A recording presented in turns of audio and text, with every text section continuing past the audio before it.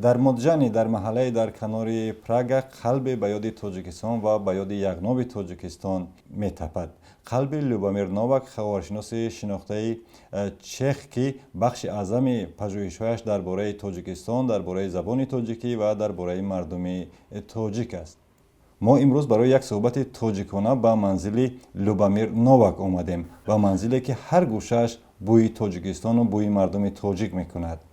Любомир, салом. Ҳарчанд мо дар манзили шумо имрӯз меҳмонем, вале боз ҳам хуш омадед ба меҳмонии радиои Озодӣ.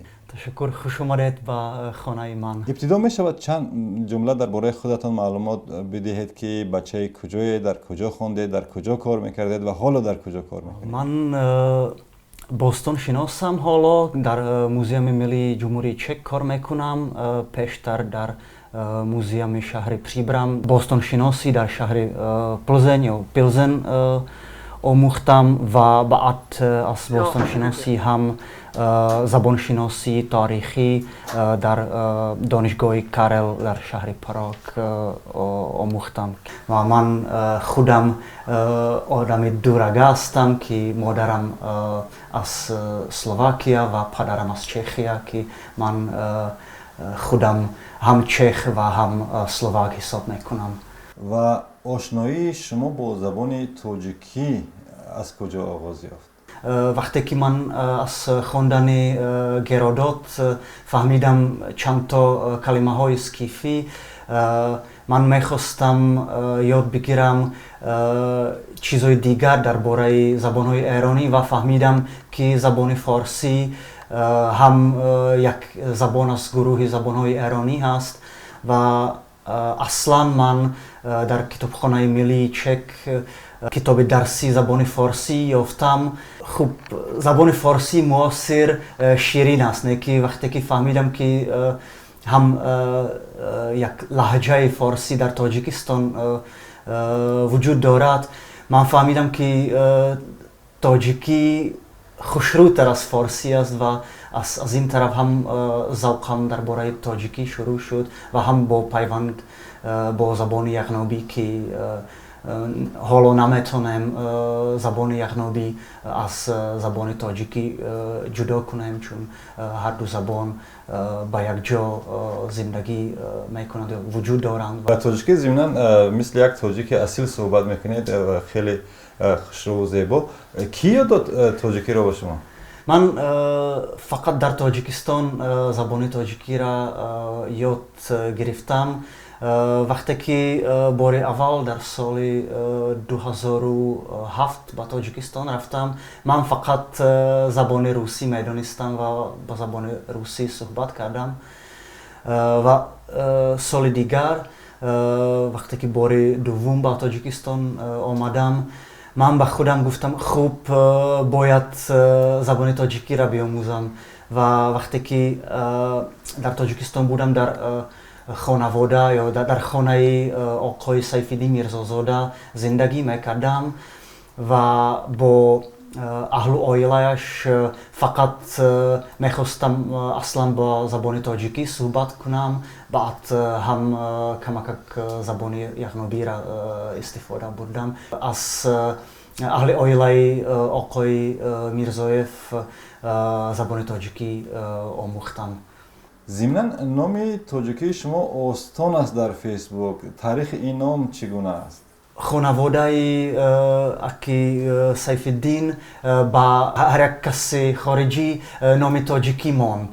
Ва ба ман аввалан фикр мекардам, ки Остон пайванд бо калимаи остона дорад, чун ман сигарет ба остонаи ҳавлӣ кашидам. Намедонам чаро, не ки ҳамин ном ба ман монданд ва ман хурсандам аз ҳамин, чун ҳам метавонам бигӯям, ки аҳли халқи яғнобӣ ҳам шудам, чун яғнобиё мана мисли каси яғнобӣ ҳисоб мекунанд. Ва як бахши аъзами пажӯҳишҳои шумо дар забони яғнобӣ ҳаст ва ҳатто луғати яғнобӣ ба чехиро таҳия кардед. ин меваи ҳамон сафар буд? Бале, бале. Ин меваи ҳам сафарҳои ба Тоҷикистон буд ва ҳам меваи кори илмӣ барои дараҷаи доктор ва ман ин луғатро фикр мекунам ин 7 сол шуд то ҷамъ кардани ҳамаи луғати яғнобӣ, чун ман ҳама матнҳои яғнобӣ хондам ва ҳар як калима ки дар матне ёфтам ба ҳамин луғат мондам ки ин кори хеле сахт буд, ки агар ман бо ин луғат кор шурӯъ накардам, фикр мекунам ки то ҳоло забони яғнобиро наметавонам сӯҳбат бикунам. Ин луғати корпус аст, чун ҳама калимаҳое ки яғнобиҳо истифода мебаранд дар ҳамин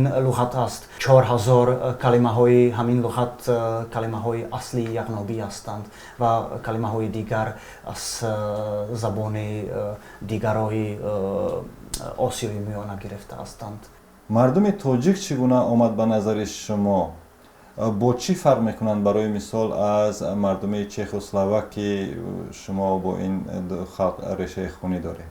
ман мисли сари тоза рафтам ба Тоҷикистон ки мехостам ҳама чиз бифаҳмам ва биомӯзам ва фаҳмидам ки тоҷико одамои хуб ҳастанд ки дилашон тоза аст ва онҳо одамои меҳмондорӣ ҳастанд. Масалан, словакҳо беш аз чехҳо одамои меҳмондор ҳастанд, не ки тоҷикон меҳмондортар ҳастанд аз словакҳо. Ин хеле аҷоиб буд барои ман ки ҳар касе ки ман вохӯрдам мана даъват кард барои меҳмонӣ ва ин барои ман хеле душвор буд ки ман гуфтам худ мехоҳам биёям, не ки вақти зиёде надоштам барои ҳамаи меҳмониҳо ва ҳам одамои Тоҷикистон хеле хушрӯ ҳастанд.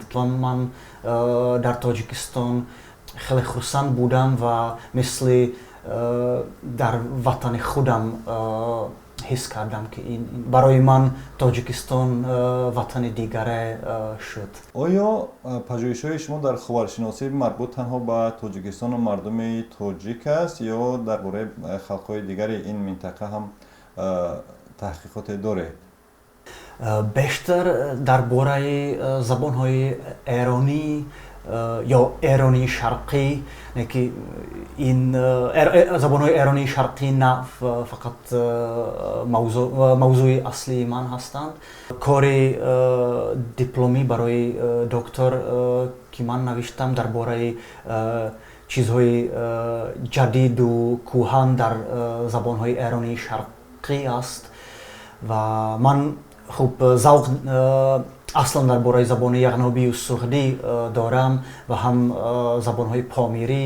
Камакак ҳам дар бораи таърихи осиёи миёна завқ дорам, бештар дар бораи таърихи суғдиёно ва баъд ҳам дар бораи осиёи миёна дар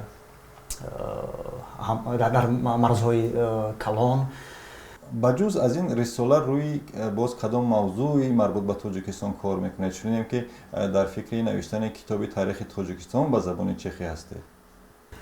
Бале, ҳамин ҳоло як фикр ҳаст ки фаҳмидам ки ҳам ба забони чехӣ ва ҳам ба забонҳои аврупои дигаре ҳеҷ китоби таърихи Тоҷикистон нест ва як фикрам шуд ки агар вақт дошта бошам иншоалло метавонам китоби таърихи Тоҷикистон бинависам ва ҳоло камакак чизо ёфтам, чун ҳоло дар музеуми миллии чех намоиш дар бораи Афғонистон ҳаст, дар бораи давраи кушониён ва дар бораи буддизм дар Афғонистон ҳаст ва ман барои китоби намоиш як мақола навиштам дар бораи давраи то таърихӣ дар Афғонистон ва чандто мавзӯъ аз ҳамин мақола ҳам метавонам истифода барам барои навиштани як мақола дар бораи давраи то таърихӣ дар Тоҷикистон ва баъд бояд кори дигаре шурӯъ кунам дар бораи ҳамаи таърихи Тоҷикистон. хеле шуд ки нарафтед ба Тоҷикистон? фақат 3 бор рафтам ба Тоҷикистон ва умедворам ки бори дигаре ба Тоҷикистон ҳам меравам. пас дилатон гум мезанад барои Тоҷикистону барои яғнобаш? бале ки ин кишвар хеле аҷоиб аст барои худам ки ман кӯҳистон хеле дӯст медорам ва Тоҷикистон фақат кӯҳистон ҳаст. яъне мисли ватан ҳис мекунем дора? бале то ҳоло Тоҷикистон мисли ватани дигарам ҳисоб мекунам. як ҷаҳон ташаккур Любомир ё Остон барои ин суҳбати хеле гарму хеле самимона ва хеле тоҷикона ва орзу мекунем ки ҳар чӣ зудтар ба орзуятон бирасед шумо ва шуморо дар Тоҷикистон бубинем.